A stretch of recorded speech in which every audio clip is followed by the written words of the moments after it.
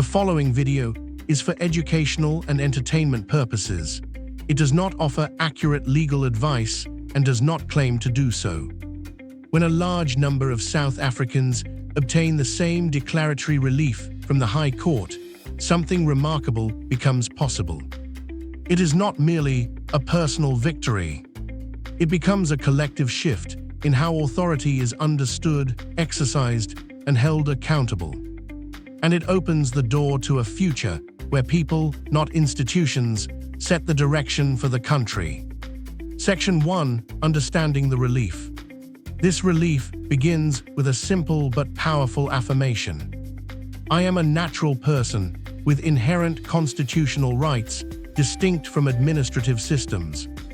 It further confirms that no arm of government may assume consent, jurisdiction, or contractual obligations unless they have disclosed them clearly, and unless the person has agreed voluntarily.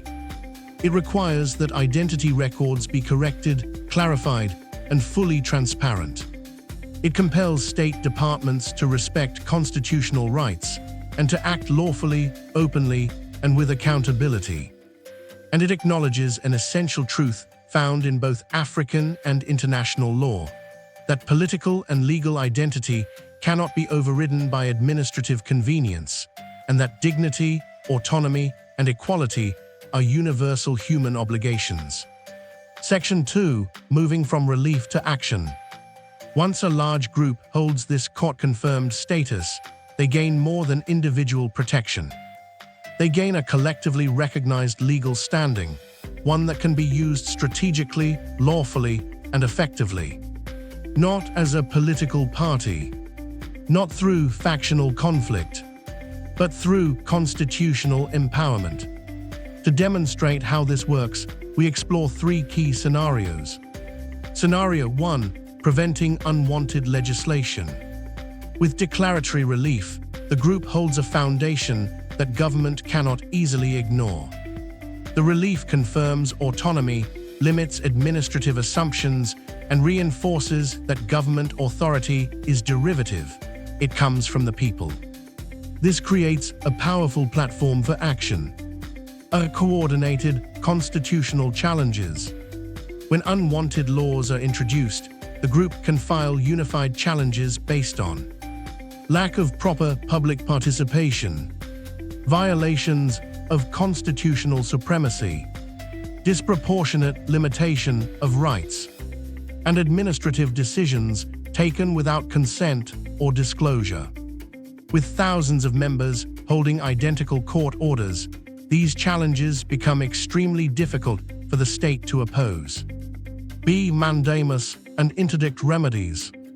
If government ignores objections, the group can request an interdict stopping implementation, or a mandamus compelling proper public participation. Their standing is already confirmed, making relief more attainable. C. Nullifying legislation on procedural grounds. Most laws collapse because their process was flawed. A coordinated group can identify these defects early and stop harmful laws before they take effect. Scenario 2. Ensuring government recognizes the authority of the people. The declaratory relief affirms that a natural person is distinct from the administrative persona created under statute. It confirms that assumed consent cannot be used to impose obligations. And it reinforces that government power is limited to what the Constitution explicitly grants. This opens the door to meaningful action, establishing a civil assembly or constitutional council. Without becoming a political party, the group can form a lawful civil authority rooted in the Constitution. This body can perform oversight, issue recommendations, and participate in national consultation processes as a recognized stakeholder. B. Demanding direct consultation. With consistent court orders, the group becomes a recognized class of rights holders. They can demand inclusion in drafting legislation, access to transparent procedures, and clarity on how decisions affecting them are made. C. Using PAJA to enforce accountability. Whenever an organ of state goes beyond its lawful mandate, the group can initiate immediate review. This rebalances power, ensuring administration serves the people, not the other way around. Scenario 3. Stopping government overreach, corruption, and revenue-driven laws. Many regulations in South Africa are created for revenue, compliance, or bureaucratic expansion. The declaratory relief directly challenges these presumptions.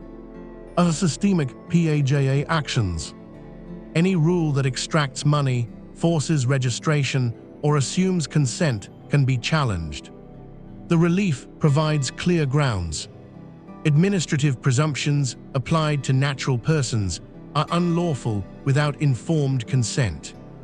B. Triggering parliamentary inquiries. Under constitutional duties of transparency and accountability, the group can demand committee hearings, investigations, and disciplinary action against officials exceeding their mandate. C. Forcing disclosure of all administrative presumptions. Thousands of identical requests for disclosure compel departments to reveal how ID numbers are used, how individuals are classified, and where unlawful assumptions were made. This creates systemic change through lawful pressure. Section 4. Influencing life in South Africa. With organization, recognition, and constitutional grounding, the group becomes a powerful civil force. A People's Constitutional Council, a lawful oversight body capable of issuing compliance reports, alternative policies, and legal audits of new bills. B. A national register of rights holders, a constituency with unified voice, shared standing, and national influence. C. Coordinated participation in legislation. Thousands of structured objections to bills cannot be ignored. D. Strategic litigation teams, to overturn unlawful bylaws, halt unconstitutional actions, and promote transparency. E. Soft power, changing expectations and norms. Most power systems rely on perceived legitimacy. When legitimacy shifts to the people, governance follows. Final summary. If thousands of South Africans receive this declaratory relief, they can stop unwanted laws. They can block unconstitutional bills. They can compel transparency and honesty. They can limit administrative overreach. And they can restore the true constitutional relationship between people and government. Through organized assemblies, constitutional challenges, PAJA reviews, and strategic participation, they re-establish a timeless principle. Government exists because of the people, not the people for government. This relief is more than a legal victory. It is the beginning of a peaceful, lawful rebalancing of governance in South Africa. A step toward a future where dignity, autonomy, and collective authority guide the nation forward. If you, your tribe, your kingdom, your community, or your organization want to form part of such a movement in South Africa, contact the South African Assembly and find out how we could partner to change the future. You can reach the South African Assembly on their website at www.thesouthaafricanassembly.org.